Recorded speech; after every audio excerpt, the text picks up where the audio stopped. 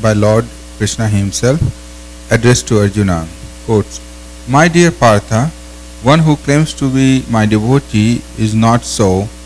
Only person who claims to be the devotee of my devotee is actually my devotee." Quotes. Nectar of Devotion, chapter 12. Nama.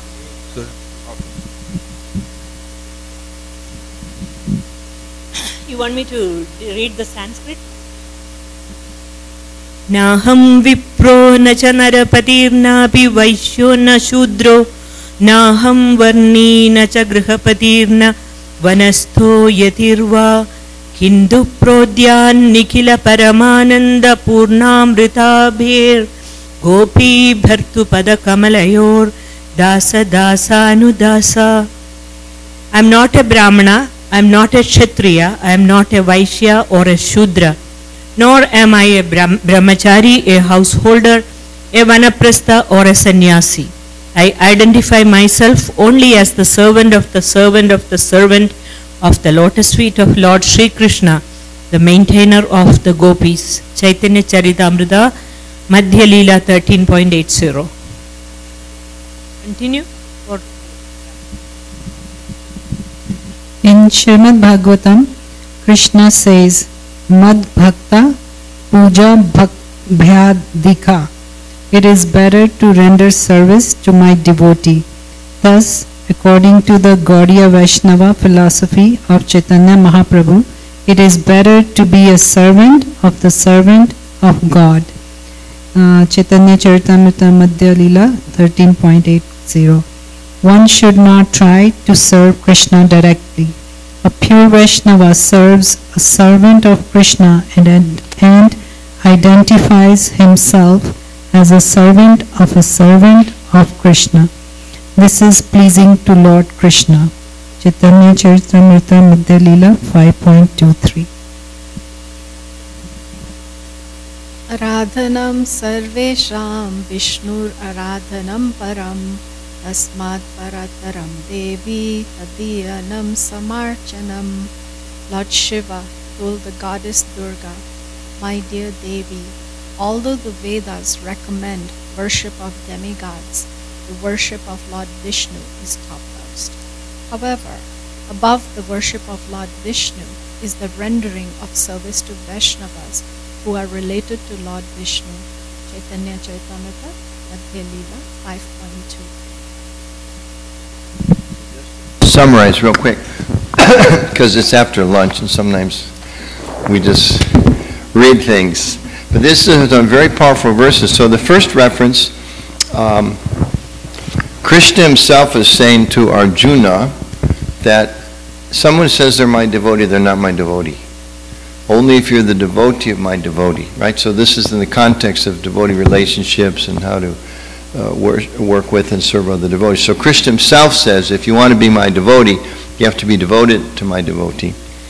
And then Lord Chaitanya affirms that, saying, I'm only myself, I'm the servant of the servant of the servant. And then Prabhupada in his purport is in reference to that, as he's also saying that we should not try to serve Krishna directly, but we should consider ourselves a servant to the servant. And then Lord Shiva is, right, we read that one, right? Last one we read? Was saying that of all the different types of worship, the worship of Vishnu is the topmost. Higher than worship of Vishnu is serving the devotees. So remember, this is in the context of working with devotees, serving devotees. So Lord Shiva is saying that's higher than worshiping Lord Vishnu is to serve the devotees. Okay? Rinadapi sunichena taroriva sahishnuna amanina manatena kirtaniya sadahari. One who thinks himself lower than the grass, who is more tolerant than a tree, and who does not expect personal honor, but is always prepared to give all respect to others, can very easily always chant the holy name of the Lord. Chaitanya Charitamrita Adi Leela 20.21.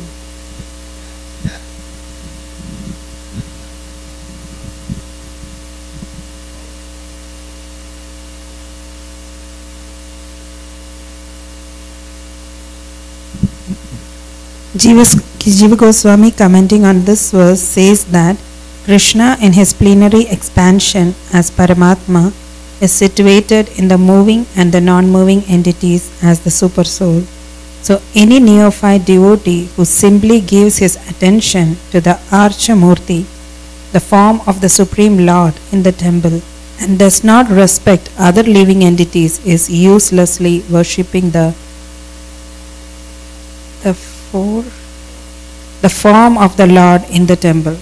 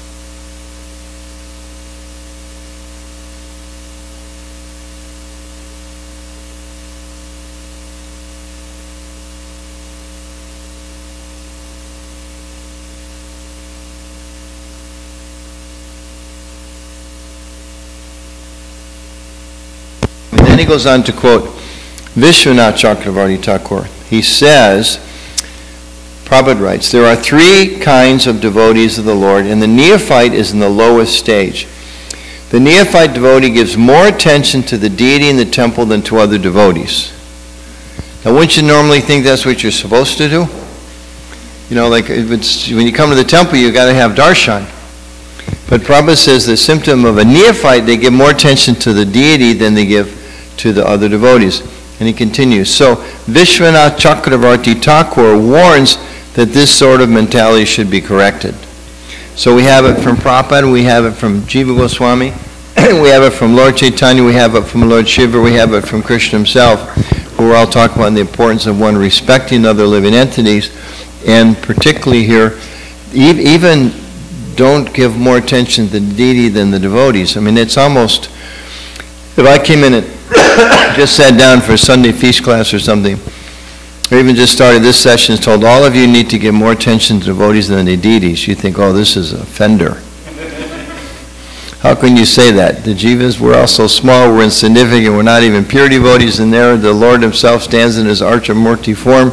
But here we have it from Jiva Goswami and Vishwanath Chakravarti Thakur. Now they're not saying don't give attention to the deity. Right? Did they say that? They didn't say that. Of course, we have such high importance of deity worship. It's one of the principal angas of our bhakti. But they're putting it in the context for us that if you don't respect other living entities, then that worship is useless. And that's such a strong word. You know, if you brought some flowers to the temple one day, you brought $5 donation or whatever, he said, Premananda Mataji, I brought these flowers, and she looked and said, those are useless. You think, oh my goodness, that's pretty strong. Useless, you'd put your head down and go home, right? But they're using those kind of strong words just to emphasize for us the importance of associating with devotees. And it's not that, okay, you go to the temple and you see Krishna and you tolerate those other people that are there. But that's the essential part of our process. So let's do this. Flip to the very back of your page where you were taking some notes. Hopefully you still have some room there. If not, you can get another piece of paper. I want you to break up in groups of threes. So why don't you and Mataji come here with Sham, and you three like that. Three, or maybe there might be one group of four, but break up in a group of three. And there's some information inside the papers, but I don't want you to look at that. I just want you to work on the blank sheet in the back. I want you to take just 5 minutes and discuss among yourselves what are some of the ways that we can value devotees. Yeah, you can be a group of two. Yeah, 3 and 3, that's good. So once you three move away a little bit so you can work on your own thoughts. And you two are brilliant, so you just be a twosome, okay? But move back a little bit further, otherwise you just sit and steal all of their brilliant ideas. That's not good. Okay? So the question is, what are some of the ways we can value devotees and we can serve devotees? What can we do to enhance it? We just heard about how important it is to serve and value the association of devotees. What are some of the practical things we can do to make that a reality? We'll give you 5 minutes, then we'll come back and share and see what you came up with. Okay? Specifically devotees. Because the quotes were in reference to devotees and then even all other living entities. To see how broad it needs to be to convince us, even with devotees, is how much more important. So what are the ways we can value and serve the devotees? Yeah, you can go ahead and write them down, and then we'll discuss. Yeah, it's group effort. Group effort.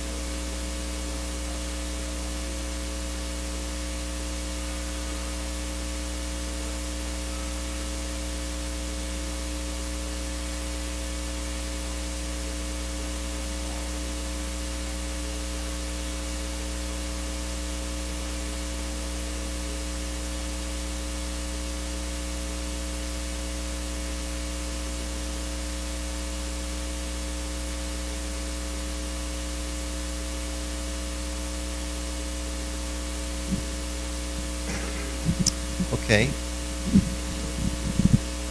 You can stay in your groups. We're just going to pass the microphone around and let each group can say one idea, and then the next group one idea. We'll go around maybe 2 times, and if somebody's exhausted your list, you can just pass, okay? And suggest that when you hear something that is good that maybe is not on your list, you can go ahead and add to it, okay? Accept the individuality of devotees. Accept the individuality of the devotees. Appreciating them for what they do and who they are. Appreciate them for who they are and what they do. And we're going to talk more about appreciation in just a minute. Supporting during the time of need, such as health, those times.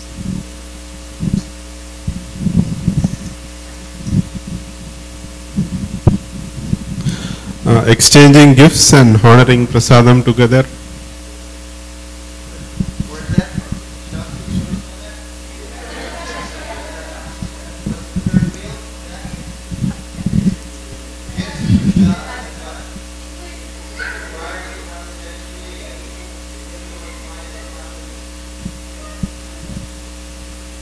Spiritual care.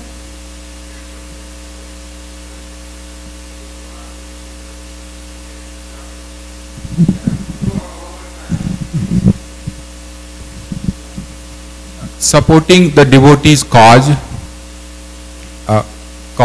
or their initiatives or their services. Yeah.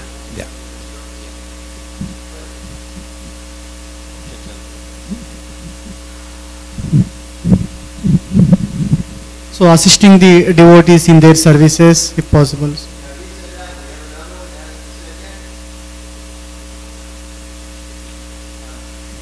This is like listening to the devotees' emotional support.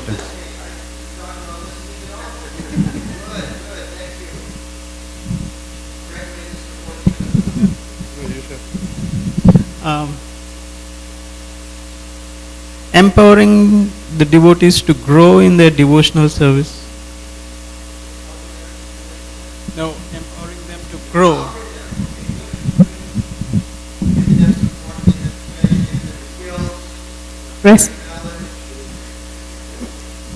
Respecting them, as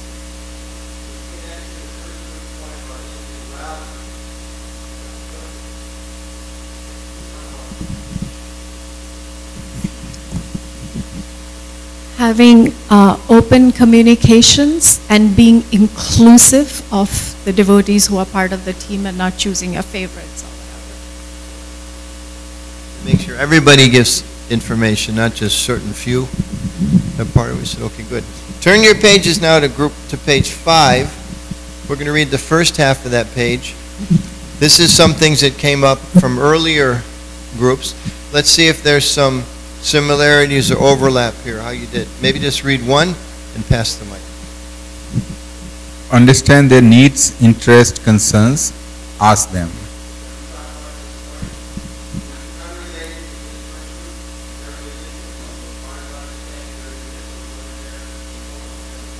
Upadeshamrita, 6 principles of loving exchange.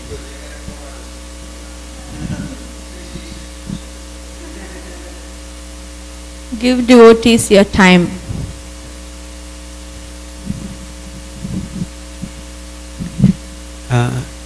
Istagostis, to improve communication, community, not download.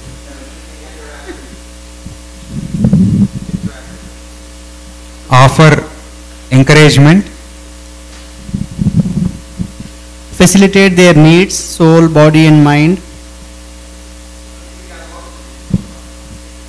Provide training, invest in their future.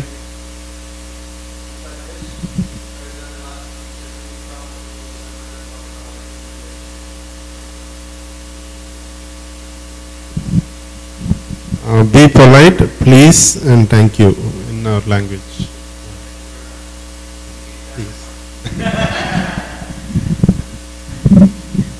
Provide for health needs.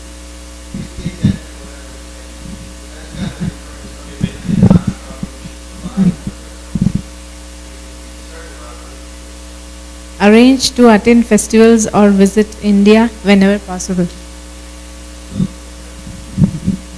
Which one? Provide adequate time for study, rest, and recreation. Share information via temple newsletters and websites. Publish financial accounts.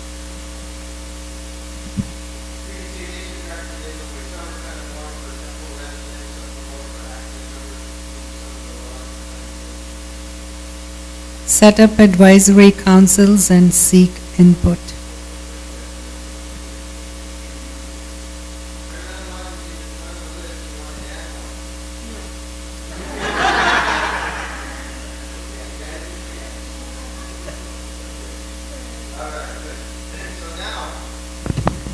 It was mentioned appreciation. So I read something a few years ago. They did some survey with workers in some different companies, and they asked them they surveyed the employees, and then they surveyed the management or the ownership, and they asked them what motivates the workers, and there was like 10 things. So the workers, let's start with the owners. The owners said, okay, the first thing that probably motivates my employees is salaries. Then they said, benefit packages, vacation, and, work their way down. When they asked the workers, take a guess, was the first thing salary? No. Was it benefits? No. Was it vacation? No. What was it? Being appreciated and feeling they're making a contribution. That was the number one motivation for the employees. And the owners were shocked because they just assumed, they want money and they want to get the time off. But what they really, really wanted, first and foremost out of their job, was to be appreciated for the contributions that they make.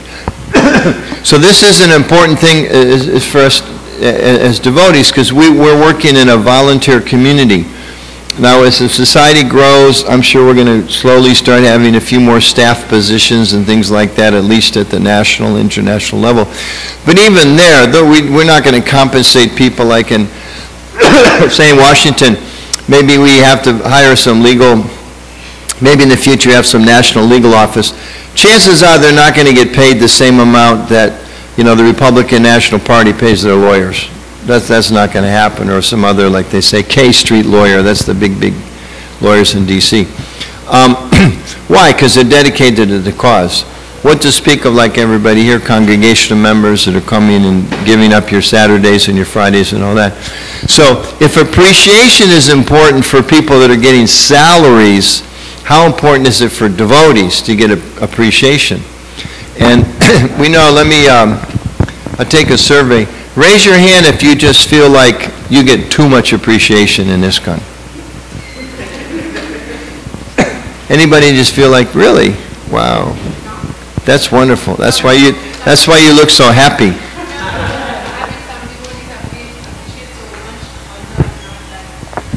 Yeah, so you feel overly appreciated.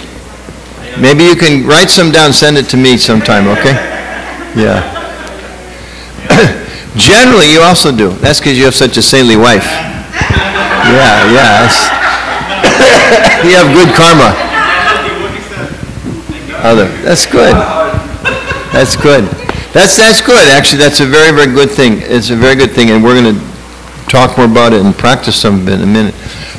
Generally, we're not so good generally, and it's obviously it's getting better, but a lot of times we're not so good at giving it appreciation. And oftentimes, our tendency with each other, and we talked about this last night a little bit, we tend to find fault first and appreciate good things second. And sometimes I like to give the example, maybe there's somebody, say they've been cooking the Sunday feast here for 6 weekends in a row or something like that. And it's rare that people, something happens, but it's not that everybody comes up and says, thank you so much, that's wonderful, and the sabji was very tasty, and the sweet rice was inspiring. But usually, for sure, if something goes wrong, if the rice gets burnt one week, everybody lets them know. Isn't it? You know, it's very common kind of a thing. and actually it's not, sometimes there's a thought, and when we hear references say, I don't know the exact quote, but Srila Bhaktisiddhanta Saraswati Thakur says something like, someone who flatters me is my enemy. So we tend to interpret that like, I can't say anything nice about you or become your enemy, so better I discourage you and I become your friend. You know, which is obviously not the right thing. And I think even we can look at it from a theological perspective as Vaishnavas, that in the spiritual world, everybody's just trying to serve Krishna. And do they want sense gratification in exchange? Do they want power? Do they want fame? Any of that? What's the one thing they're hoping for? Krishna's happiness and Krishna sidelong glance. Isn't it? If Krishna is pleased with my service, then I'm happy. All I want to know is that Krishna is pleased. Which is a similar thing to appreciation. Appreciation means we're appreciating your contribution, we're appreciating your effort, appreciating your devotion, like that. But sometimes we think we shouldn't appreciate the devotees. But the fact is, when we get a little bit of appreciation, and not recognition, like have to stand in front of the crowd and say how great you are. I mean, sometimes that doesn't hurt either. But just some genuine appreciation for some contribution we've made, some effort we've made, it inspires us. If we know that, you know, people are valuing what we're doing, then it encourages us to do more. So what we're going to do now is a really fun exercise. We're going to practice appreciation. Okay? And some of us is very easy, some of us is like listing. Some of it's a little easy, some of it's a little harder, but we're all going to practice and learn how to do better.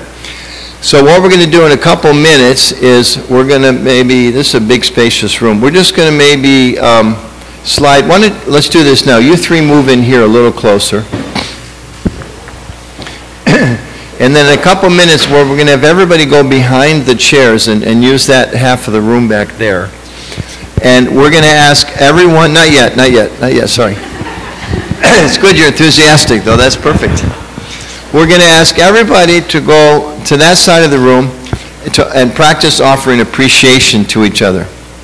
So the way we're going to do that, some little simple rules is, I want you, we'll take maybe about 15 minutes, approach as many devotees as you can, ideally everybody who's here, at least as many as you possibly can, and offer some genuine appreciation for some quality they have or some service they've done or something you generally appreciate about them. And if you stop and think about it, there's probably in this room, because you've served together for some years, there's probably people in this room who maybe, lead a kirtan on a regular basis and really inspire you. Or maybe they gave a class once or twice that really enthused you. Or maybe there's somebody here who's been, worshiping the deities or cooking so many times for so many years, and you've really benefited from that or from their pot washing or whatever. Or there may be somebody in this room when sometime in your life you're feeling a little discouraged in your spiritual practice, and they, came up and gave you some words of encouragement or something like that. So I want, when we start, each of you will get up and again, approach as many people as possible, and I want you to approach that person and briefly offer some sense of appreciation for what they're doing. Now, it's different than flattery, okay? Flattery is like this: Prabhu, you are practically an incarnation of the Lord. When you walk in the room, just seeing you, my heart jumps for joy, and I'm inspired in Krishna's service. And by the way, can I borrow $500? That's flattery, something that's just very general, it's not personal, it's just, it's smoke and mirrors, and oftentimes it has another purpose behind it. Not always, but many times it does. Okay, genuine flattery, I'll give an example of a little bit of a genuine appreciation, no flattery. And just as an example, and you're all going to do this in a minute, Sham Prabhu, allow me to offer just a moment of appreciation. Seeing the way that things are coming up so nicely here in the temple, and certainly it's a result of the whole community. But at the same time, I know from speaking with Premananda Mataji and what I've seen, that you've personally taken on this burden of helping to kind of go out and inspire within our own community and the larger congregation of people to help them, and now working with the advisory team, and it's not easy. It's a lot of personalities to deal with. It's a lot of pressure. But you did it, and you're not trained to do that professionally. It's not like you're unlimited money and you don't need to go to work and all that. You've got very limited time. You travel. The other day we had that meeting a few weeks ago. The meeting ended. You had to jump on the plane to fly someplace else or something crazy like that. But you really put your heart into it, and it's a big reason things are successful here.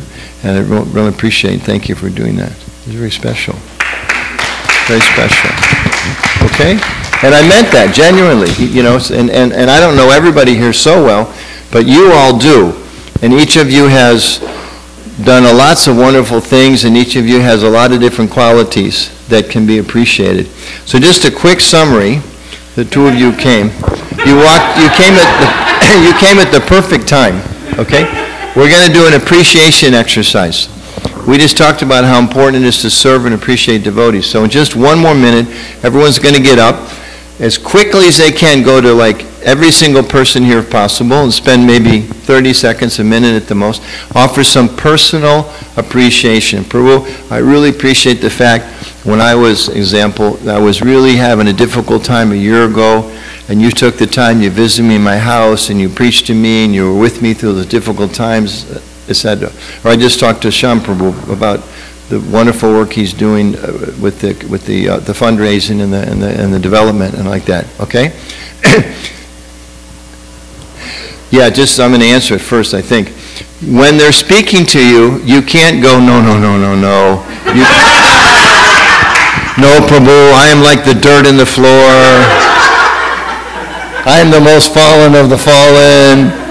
Or you can't close your ears. Your job, you have to fold your palms and just listen. Okay? Now when they're done, if you'd like to, and you don't have to, but if you'd like to, you can say something in reciprocation. Okay? But it's not mandatory. But we want you to get to as many devotees, and it's a small enough group, I think you can get almost everybody. And sometimes, I don't think it'll happen here, but sometimes all the men appreciate the men, the ladies appreciate, I mean, men are devotees too, Matajis. Please remember, we're also devotees. We also need some appreciation. And so please let's offer some appreciation to our mothers and accept some from our mothers. And did that answer the question by any chance? No. Okay. The context I want to bring out is like, since we know we are very close group of devotees. Okay. And I think that people have deep appreciation for each other. Good. That'll make this a very easy exercise. Yeah. And then second thing, there's a problem to that, is the cultural issue. Because the culture back in India where you don't just openly appreciate. You know how nice it is. You just, wait and, so that didn't come up. Like, people appreciate. But If I remember correctly in the Bhagavad Gita, Krishna says that ultimately you are not spirit soul, you're Indian. Isn't that what he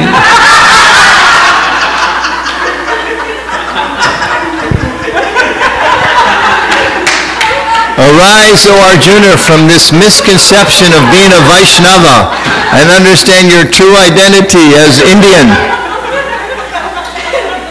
So what we want to do, as Prabhupada said it expertly. He said we want to take the best of the East and the best of the West. And we want to achieve the best, which is the Vaishnava culture. So Vaishnava culture is appreciation. So it's a little difficult, but once you try, I think you'll find it's actually wonderful. Okay. Now I only allow 2 or 3 stalling questions in this exercise. So this is number 2. There's always a few questions to stall, and that's okay. So there was this Prabhu, not anyone here. I was trying to appreciate this Prabhu from the distance, and really genuinely. And he gave me like 1 hour. Literally, he spoke to me because he really told me, Prabhu, my Mataji don't do this to me, because we come from a culture where we don't even use the word thank you. Yeah. So But see, that's not Vaishnava. That's not Vaishnava culture. Yeah, It may be Indian culture, but it's not Vaishnava culture. and he's a Vaishnava too. Yeah. And he said, it's a Vaishnava person. And Yeah, I know, but it's a Vaishnava person bringing his Indian conceptions in. The same way a Vaishnava person can bring in their male conceptions, or their American conceptions, or their Russian conceptions, so which in this case aren't helpful. Because, I'll give an example. I have personal experience. I remember years and years ago, sitting next to a devotee, taking prasadam when I was a brahmachari in the Denver temple, and I could tell this devotee something was wrong. He wasn't talking to anybody. He was really quiet, and I didn't say anything to him. I didn't, I just was sitting, and he's quiet, so I'm quiet. And the next day he was gone. Never came back again. So to this day, I feel like, well, maybe if I'd said something to him, maybe if I'd said, hey, are you okay? You're being really quiet today. Is everything all right? But I didn't. And he certainly was trying to do his service and chant japa and get up and go to the programs and all that, but nobody was really appreciating him or helping him connect. So this opportunity to appreciate is very important, and it really creates a wonderful, loving environment. Again, it's not flattery, but it's just expressing. And sometimes I had a friend. She was a Christian I was working with in interfaith, and she was diagnosed with terminal cancer. And they had a going away party for her, because she said, I don't want a funeral after I'm gone. I want to interact with everybody. I want to see my friends. And of course, everybody stood up and said how much they appreciated her. Because it's like there's some other expression like that. Better you tell me you like me now rather than sending flowers later. So in a similar way, and it is a fact too, devotional life is joyful, but also sometimes it can be very difficult. And just knowing that, I'm making a little difference, that, somebody actually appreciates me, they notice what I'm doing and what I contribute, needs to make a difference in somebody's life, even one person, can give us strength and enthusiasm to go on. So the idea is, actually it's a service. We may say it is my culture, it's not my culture, but the Vaishnava culture is to serve. So it's a way of serving others, to offer some appreciation to them. Okay? Any other questions? So remember, you want to get to as many people as possible, many devotees as possible. Approach them, just say, Prabhu, I just want to offer some appreciation. You can't close your ears, etc. And you want to get to as many people as possible. Okay? Oh, one other rule, you don't approach the facilitator. I'm watching. This is just for all of you. Okay? All right, ready? Everybody ready? Set, go.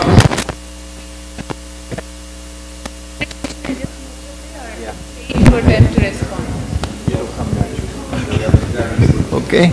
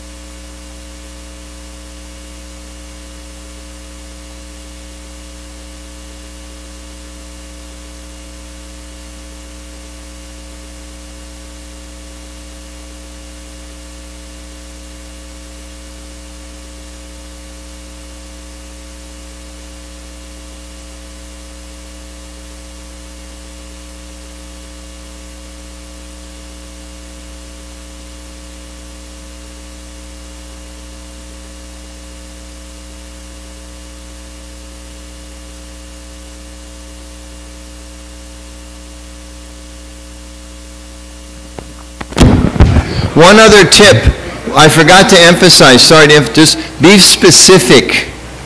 Don't just say you're a wonderful devotee, you're very sweet, I like your classes. Make it, and I'm sorry I didn't emphasize this, make it really personal. Something that you can say to them that you couldn't say to everybody else in the room. What is it about them that you really appreciate? Okay?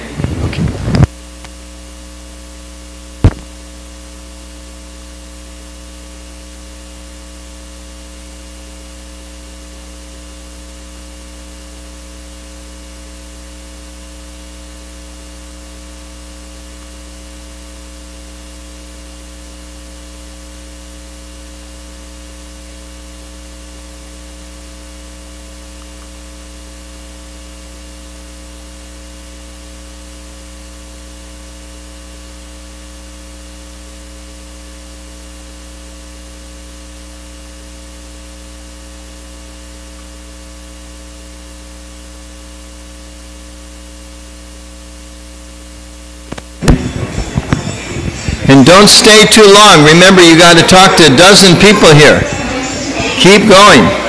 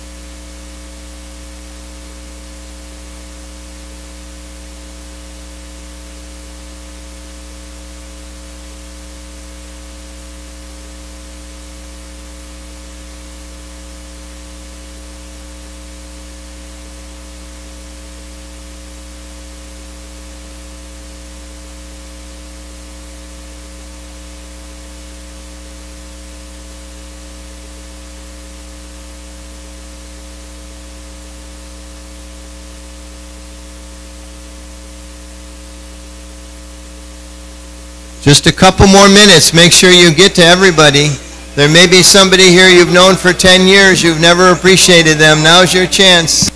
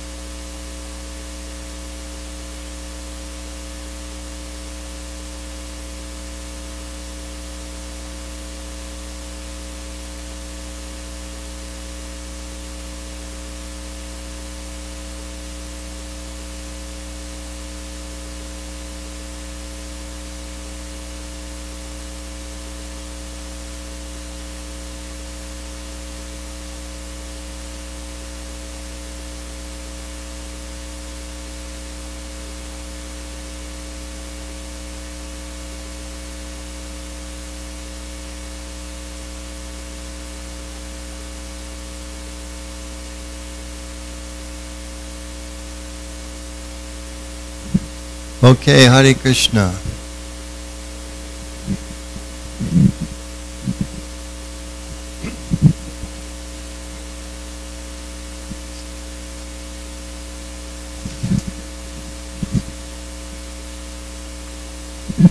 You can slowly come back to your seats.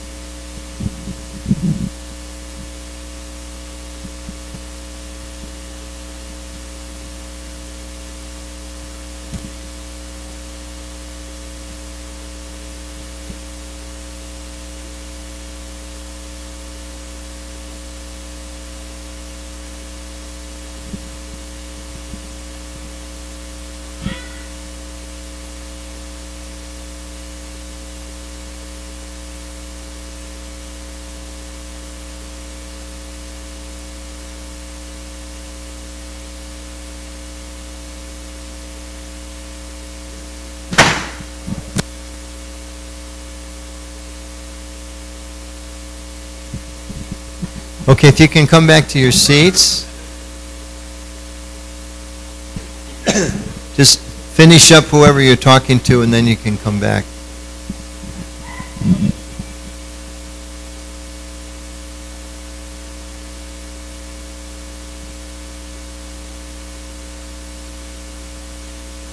If you're not talking to anybody, please go ahead and grab a seat.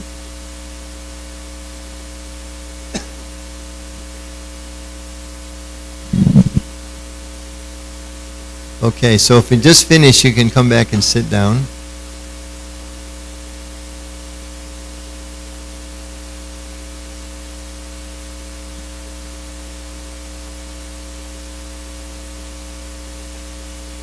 Devotees have unlimited qualities, so they can just appreciate each other. Once they start, they can never stop.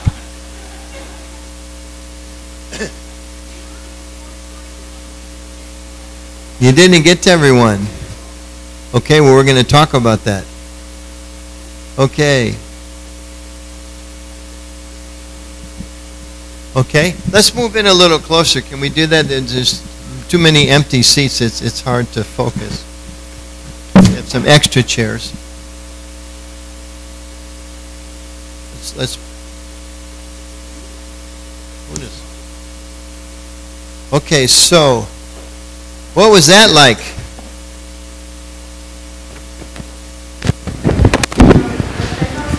Can you run this around? So did you like that? Was it, what did it feel like giving appreciation to the other devotees? I heard nice. That's such an ISKCON word. Nice. What else? Amazing. Okay, what was amazing about it? When I could see the person I was talking to, I was fully present with them, seeing them as a person. I didn't have to come up with stuff. It just was naturally flowing. I didn't even know that I had observed those qualities in them, and I knew that they had these amazing things. So by the opportunity to stop and think about it, so much awareness that you already had came to the surface, huh? Nice, very good. Someone else want to comment? I was very happy that I could express my feelings, which I couldn't express for so many months. Like because of this, especially I could go and appreciate, so I felt very happy I could express my feelings. So a lot of the feelings of appreciation, but you never really had the chance to express them before. It was so nice to share. Okay. Anybody else want to share something? I felt a little more connected to my heart, in the sense that I kind of discovered something that I had for the other person, and it put me in touch with me. Okay. Also. Nice. And it was like a moment of connection with the other person, specifically for them, and it was very personal in that way. Okay, let me ask you, now we practice bhakti, so these things like connecting to your heart, that's not so important for us, right? How important is it to connect with our heart? Very important. How important is it for us to actually be able to share with others, your point, to share with others this sense of appreciation, right? How important is it for us to have amazing experiences so we're not pulled out to all the amazing things they're trying to sell us out there that we know are amazingly shallow, right? Right? Yes? Like you were asking why it is important. No, just even for me, I felt that stronger connection, Prabhu, with the other person and with myself, which I always used to wonder what it is to act from the heart. I could not really understand that because always operating from the head platform.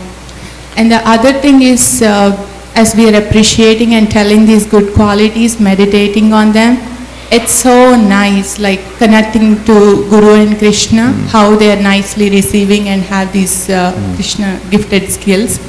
It's very nice. So you felt by appreciating the devotees, you felt yourself more connected to Guru and Krishna, right? As well as the individual you're talking to. Any of the men want to share some thoughts? We have hearts too, right?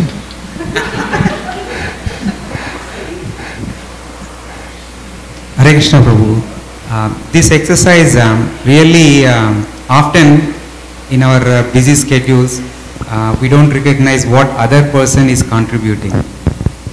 And that's the first step to recognize what that person is contributing or bringing to the table. And second thing, appreciation. So when you did this exercise, really it was amazing that it spontaneously came. That means inherently that is there, but this exercise facilitated to do that, to observe in each person, be precise. That is one thing also, you are very precise, it's not flattering or some general statement. Picking that thing is really helpful. The second thing I'm inspired just, maybe I'm thinking as part of our congregation development, yearly we should have one devotee appreciation day. That way, at least that day we bring this attitude or the mood back. So with maybe Premananda Mataji and you bless that, maybe we will facilitate that a day in yearly particular day, that thing. Well, you're the congregational development officer, right? So I give you my blessings to follow your heart and help that. Yeah. On that day, that would be. I thought it was appreciation, but it was flattery all along, huh? I didn't see that coming. Okay. Does anybody else want to share your thoughts on the experience? Oh, Premananda, please.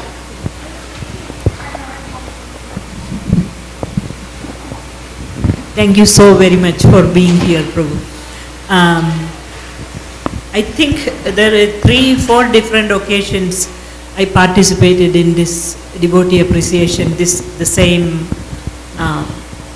thing that we are doing now.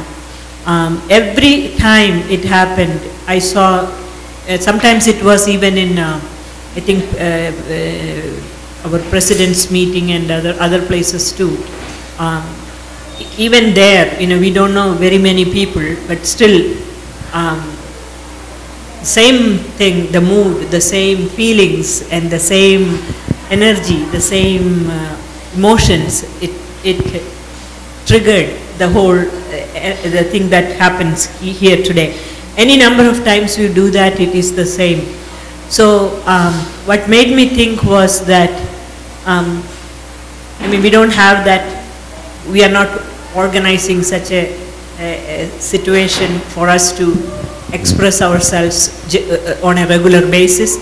Many times we appreciate a lot, almost everybody, we have deep appreciation for devotees in particular in our heart, and because everybody is busy doing whatever they are doing and we don't take the time to go and individually pay attention, and therefore sometimes people may not even know what each one is feeling in the other person's heart.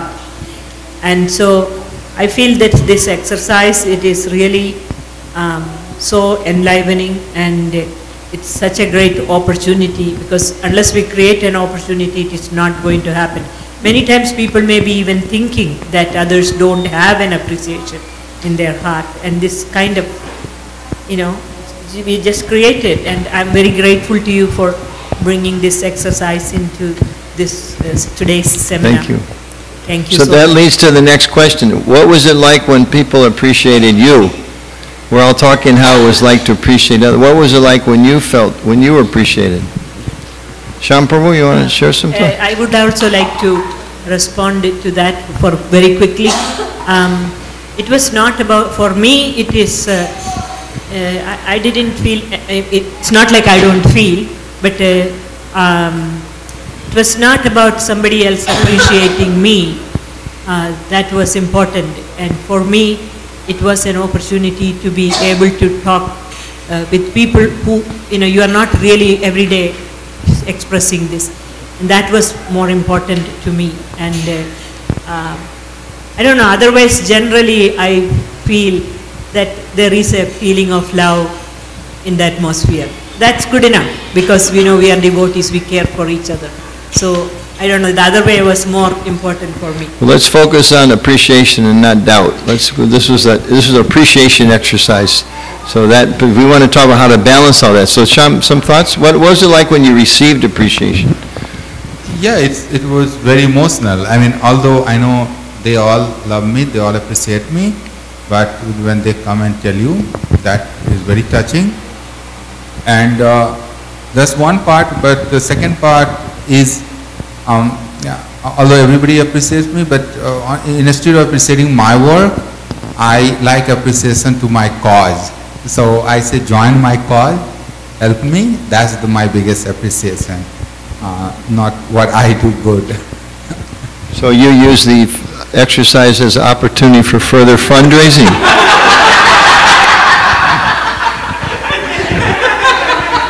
So allow me to appreciate you, how dedicated you are to your service. In the whole world, I've never seen anyone use this exercise as a platform for fundraising.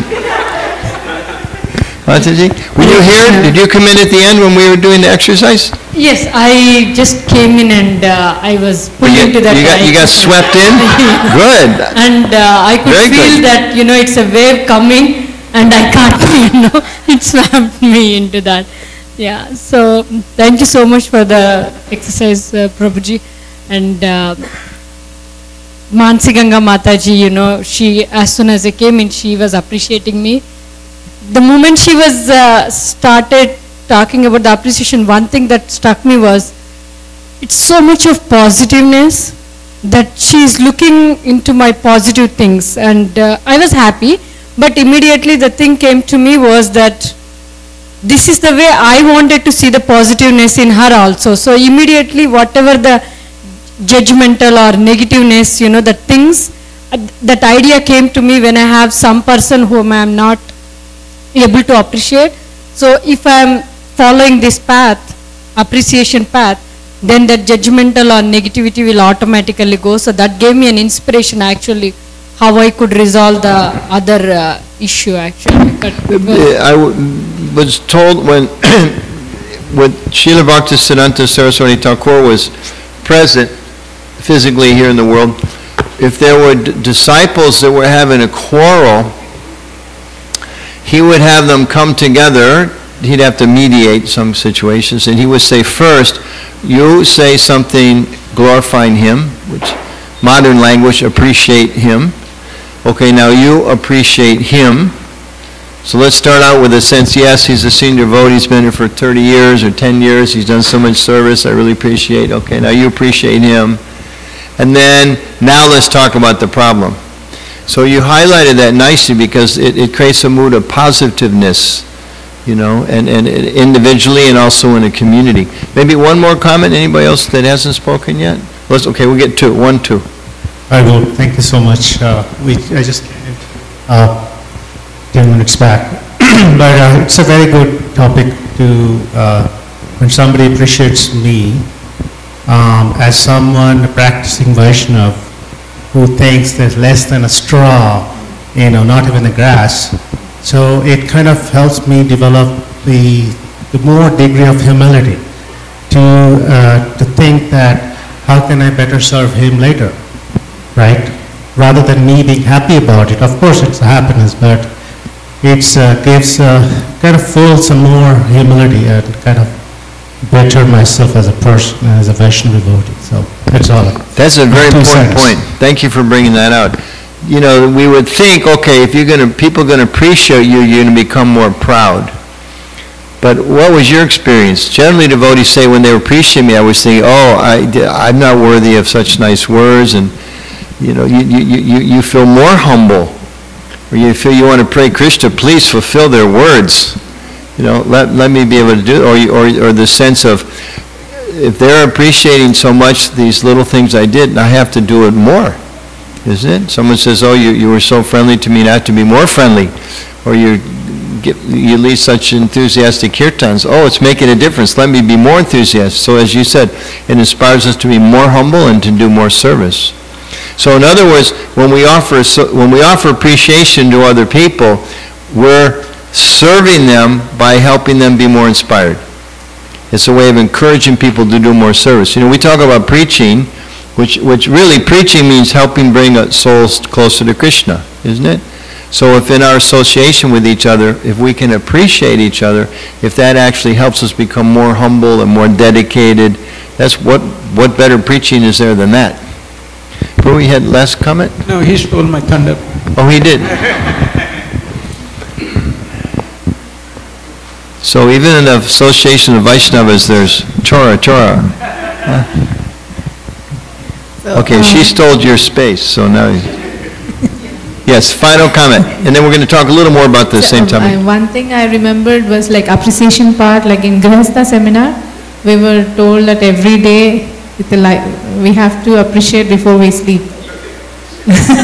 So I was trying to remember the importance of appreciation because I forgot about that. But now when you did this exercise, I was trying to remember that whether it is devotee or any relationship, instead of having yearly ones, we can have yearly ones too. But whenever we meet that devotee, when we get a chance for few seconds, it's good to appreciate. I felt like that.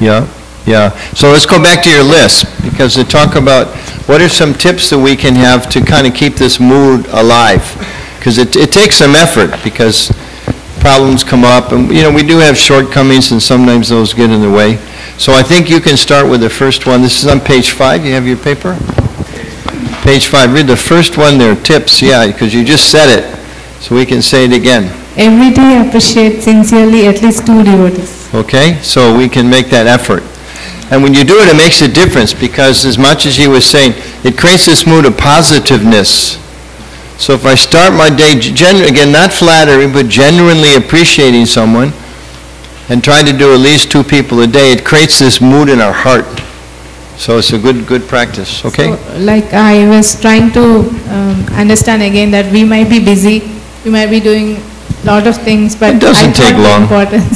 It can, 10 seconds. 10 seconds is very important. You run into the temple because you're supposed to drop off some carrots or something, and you stick your head in the kitchen, you see there's a Prabhu here that's cooking all the time. Prabhu, I just want to appreciate you. I'm running around doing so many things. You're here every day worshiping the deity, and then just thank you so much.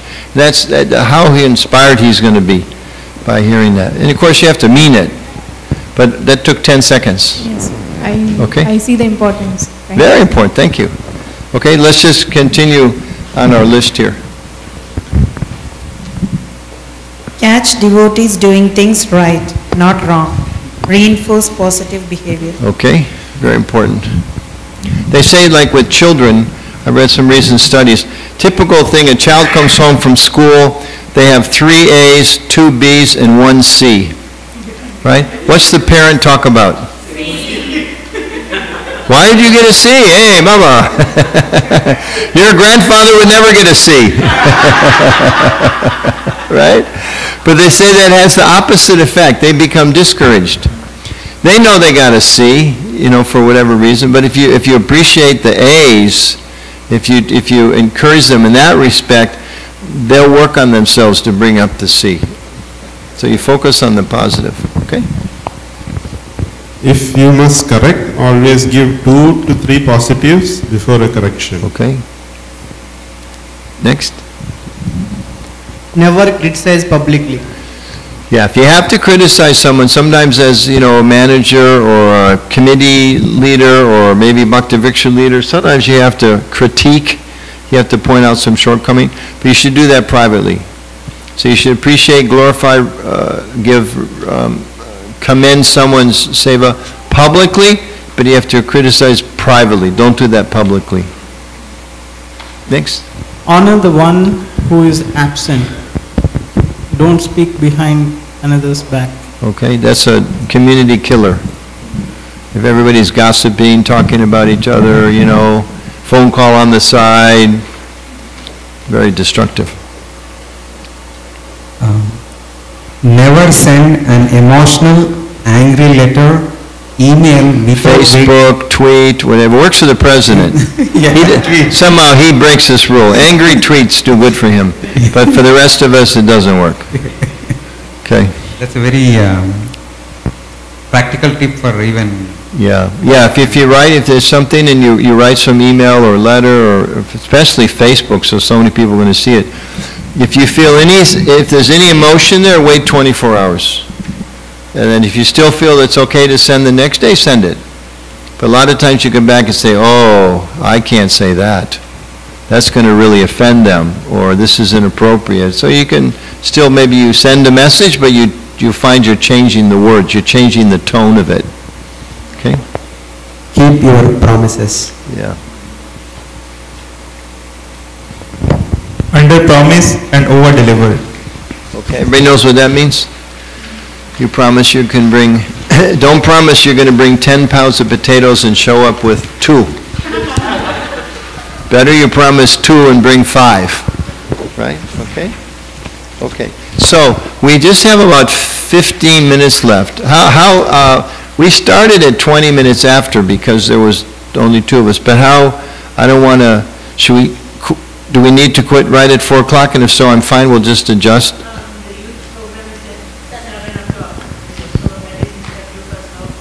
Okay. For me, I'm okay. I mean, I could go a little longer, but I don't want to take anybody's.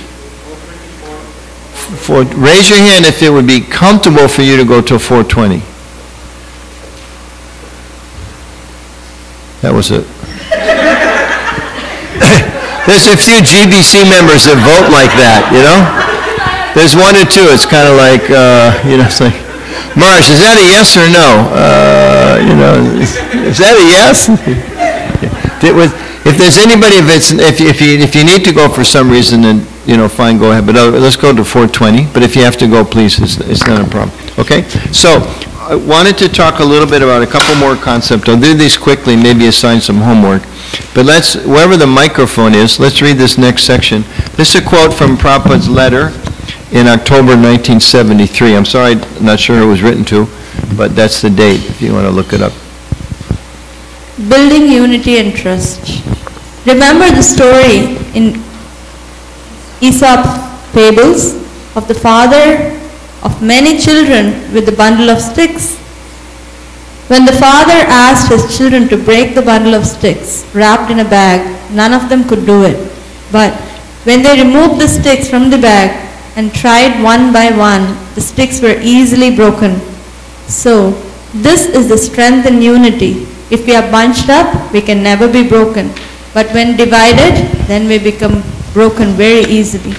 Okay. Letter 18 October 1973. Okay, so another reason we started with this question of why is it important to have strong relationships with devotees, good relationships, it makes us stronger. We're stronger together.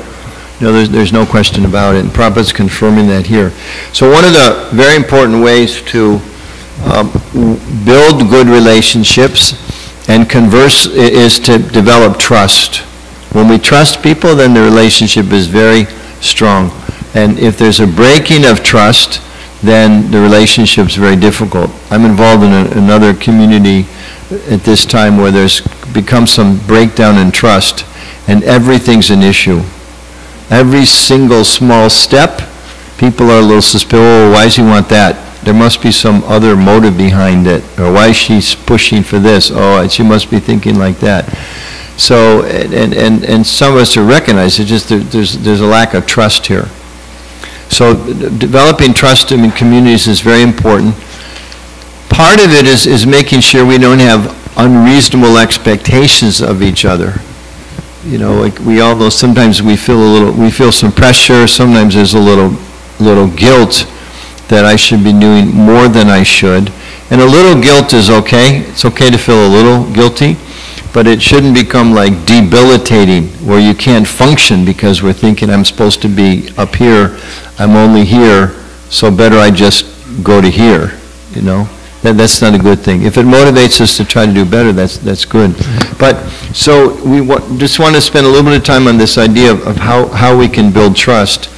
And I think some of you have seen part of this when we did, and this is from the leadership course, but I wanted to put it in here. I think it's important. Because if we need to build trust, there's things we do. It's a feeling, you know, I trust someone or I don't trust someone, but it's also built upon observable actions and words. So in other words, there's things we can do to increase trust, and there's things we do that decrease trust. So let's just for a few minutes break into groups again, and just maybe 4 this time, maybe break into groups of 4.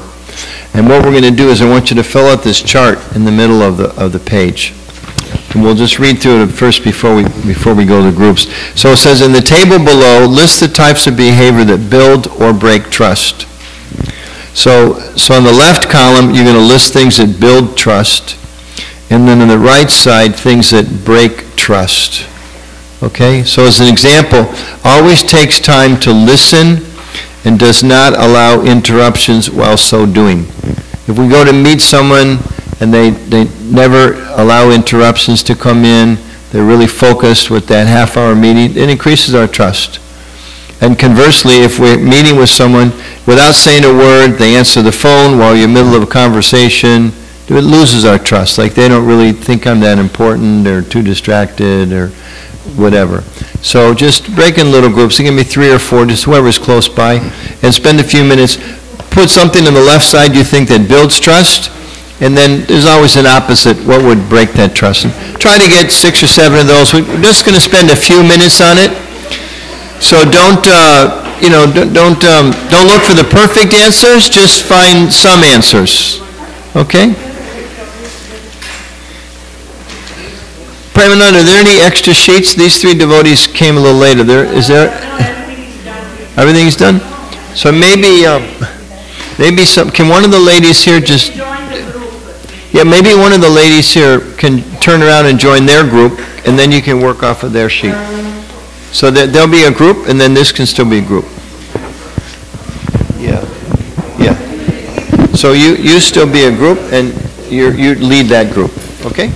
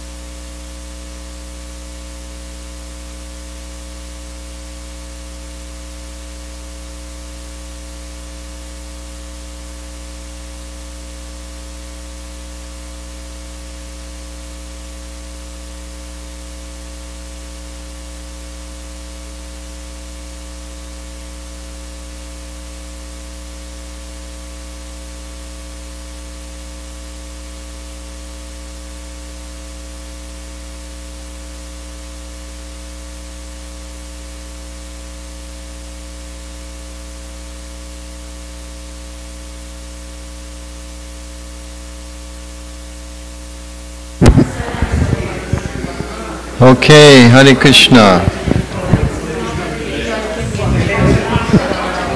So we want to share, we're going to ask for one idea from each group. One idea from each group. We're going to start over here this time, which means it's more difficult for you. Okay? Everybody can name one, and we'll see if we can, as they go, you can add it to your list. And if you're out, you have nothing else, the other groups have already done it, you can just say, okay, they're all gone. Okay, so you can just choose any one, read it quickly, take notes, we'll pass the mic to the next group. So, open, honest in all dealings and communication. Okay, so if we have open and honest dealings, it builds trust. And conversely, if we have what? Dishonest dealings. Open and honest dealings and communications. Okay, good. Okay, and conversely, dishonest and not open, closed. Okay, one more. Being available or serving with proper intentions. Okay, that's kind of two, right? Being available. Or with proper intention. With like, proper intention. Okay, builds trust. Yeah, it builds And the trust. opposite of that? Like having some internal motives and just doing things. Some alternative motives. Okay, of course, motives are hard to tell, so that's a difficult one. But okay, thank you. Next.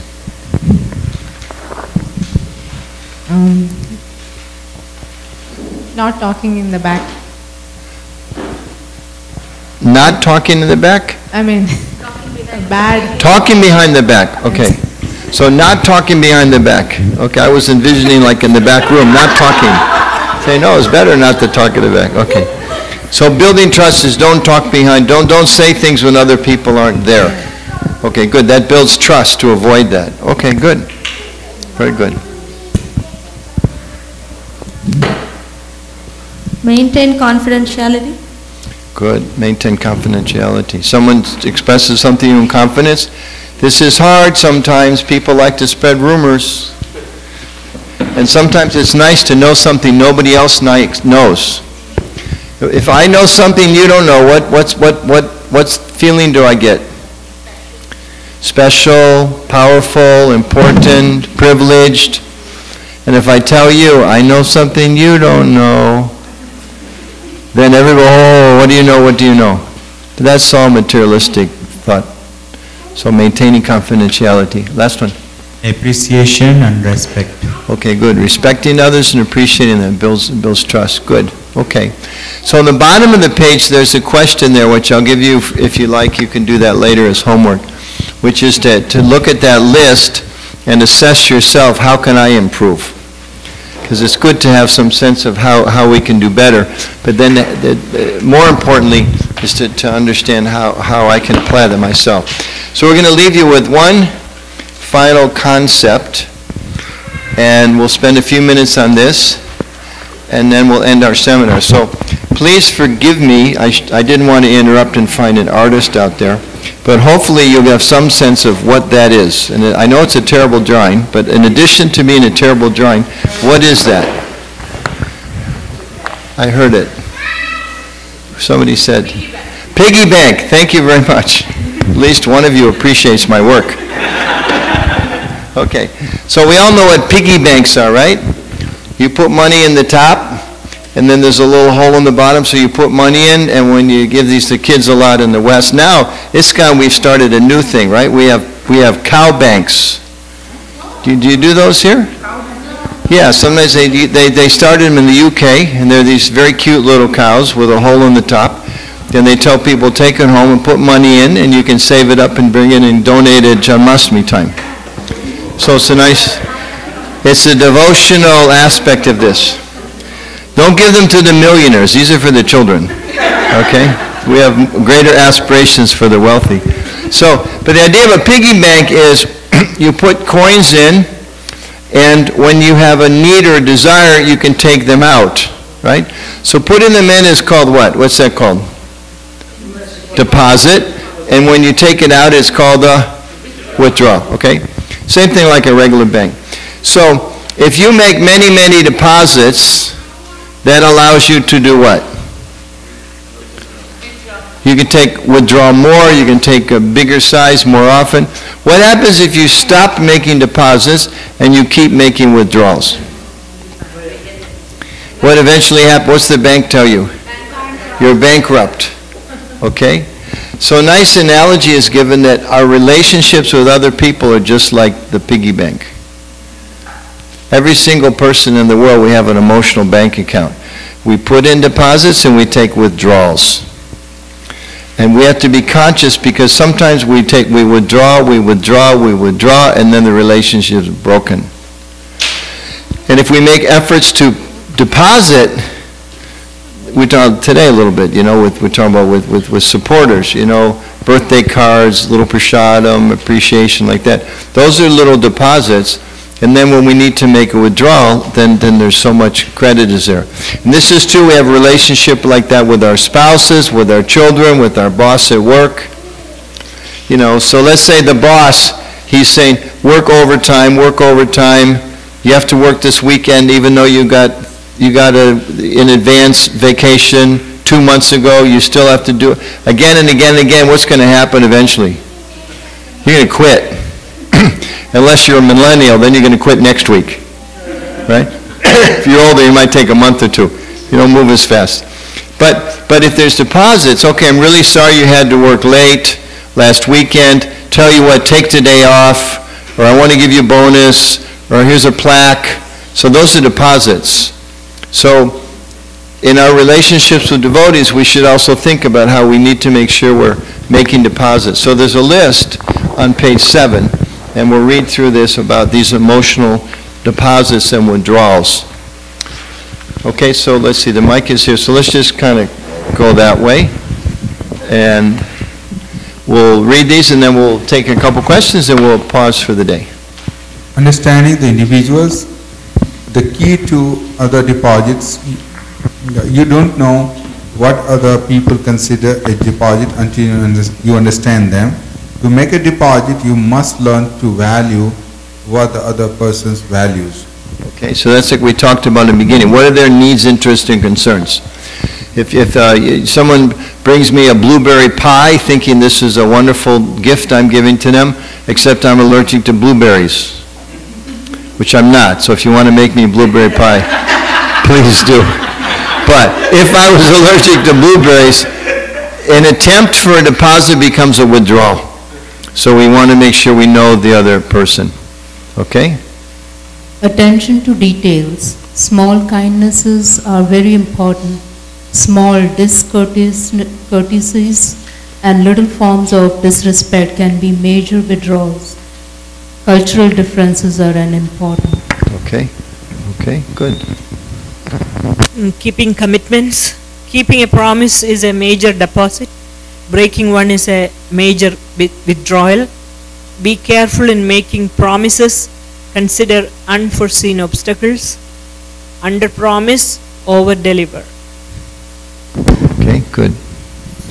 Showing integrity, walk your talk, do what you say, align your values and behavior. Integrity creates a foundation of trust that is essential for cooperation and long-term personal and interpersonal growth. Without integrity, others sense duplicity and become guarded. Right. Guarded is another word for losing trust. Admitting vulnerability and apologizing sincerely. A genuine apology is a great deposit. Repeated apologies can be perceived as insincere and constitute a withdrawal. Mistakes of judgment, which are usually of the mind, are easily forgiven. Okay, that's a complex one that I tried to delete from this paper, but it got copied, so don't worry about that. Clarifying expectations. The root of almost all relationship difficulties is conflicting or ambiguous expectations with regard to roles and goals. People judge others based on the expectations they have of them. We create many negative situations by assuming that our expectations are self-evident. Initially, Initially, clarifying expectations may require courage, effort, and time, but will spare compounding misunderstandings, disappointment, and communication breakdowns in the long run. Thank you. Seeing the good potential in others. Trust goes in two directions. Those who can't give trust are often untrustworthy. Seeing the good means seeing the soul and Krishna's hand in everything. Okay. Any questions on those? Pretty clear, huh? We just have to work at it. One question, this is liberal concern, not the question. So, in ISKCON, we say talk, talk straight. So sometimes straight talk is being, not thought through, and that conveys wrong message. So yes, a straight talk is important, but at the same time, soft talk is also very important. Like you just straight talk and you don't understand what you are speaking. Yeah, and I think 18th chapter of the Gita, 18th chapter describes that speech in the mode of goodness. Maybe if there was time, we'd pull it up now, but I don't have. We're a little short on time. Maybe if you have it, there you can look for it. And I think it particularly talks about it's being honest, but Prabhupada also says you should learn to speak the truth in a palatable way. Right? Palatable, like they talk about your palate of how you taste food. So something is palatable, it tastes good, I can digest it easily. Something is unpalatable, my palate or my tongue rejects it. So we have to learn the balance of the art of speaking truthfully but also palatably. And part of that is understanding that what's the purpose of my talking. So sometimes we want to speak things just because we, like in Upadeshamrita, the urge to speak. So just because I have the urge to say something, even if it's true, doesn't mean it's justified to say it. So we have to think of time, place, and circumstance, and what's the outcome going to be. I remember when I was a temple president in Denver years and years ago, and people that I had a very close relationship with, I could point out things to them on the spot. Somebody do something that wasn't so good or had a bad, I could say, Prabhu, what you just said really offended so-and-so, you really need to be more careful. And there were other people I remember consciously carrying things in my mind for a month or two, waiting for the opportunity, the right time and place to point out those things. So the statements would have been true in either situation, but we have to measure by the effect it's going to have also. Okay. Did you find it? Oh, okay. So, any other questions just on that list? It's pretty, yes, Prabhu. Yeah, no? Okay. So, one last thing I'd like you to do, take a couple minutes, look through those pages, and write down two questions. One, what did I learn?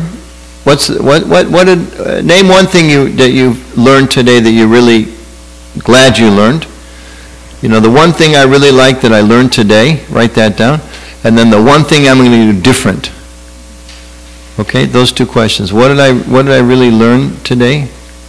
If you want to throw in 2 or 3 things in a hurry, that's fine, but at least one. What's the one most important thing you learned? And what are you going to do different because of the class? Okay.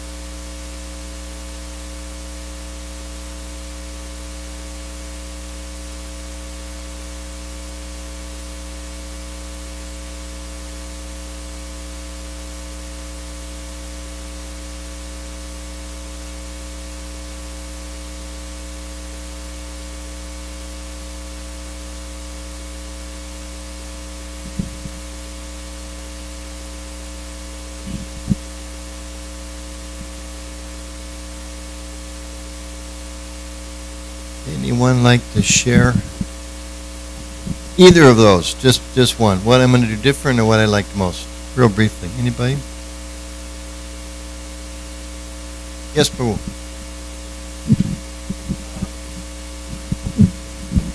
This is very much evident, we all know in childhood, but for me, it's a reiteration of keeping your promises and working harder for it.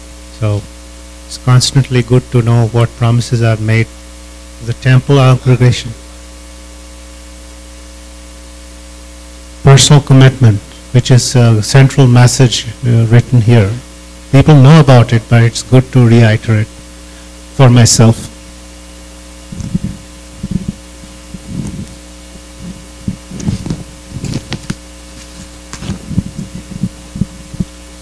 I need to cultivate good relationship with devotees, otherwise I cannot go back to Godhead this lifetime.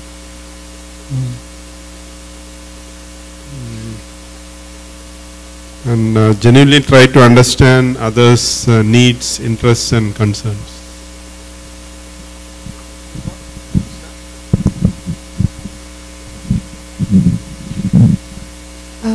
Prabhu, I wrote this as something that I need to cultivate.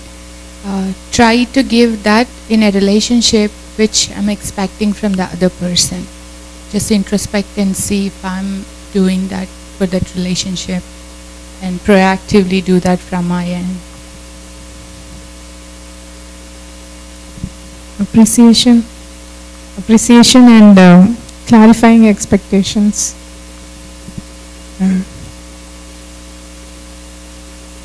Appreciating two devotees every day. I want to try that. And under promise and over deliver. I like that. Thank you.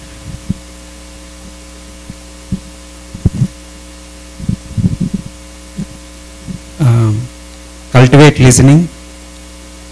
listening. So especially I feel like it should start home. So when I'm interacting with my family members, I should genuinely pay attention, not doing something. So that one. And same thing when we come to devotee community, rather I should facilitate that listening. So that's one thing. And then appreciation, same thing. I want to nurture this on a daily basis at home, catch hold of my children or family members doing something good rather than other way. And then whenever we come to devotee association, whomever you come, genuinely see what that person is contributing and appreciate. Thank you very much.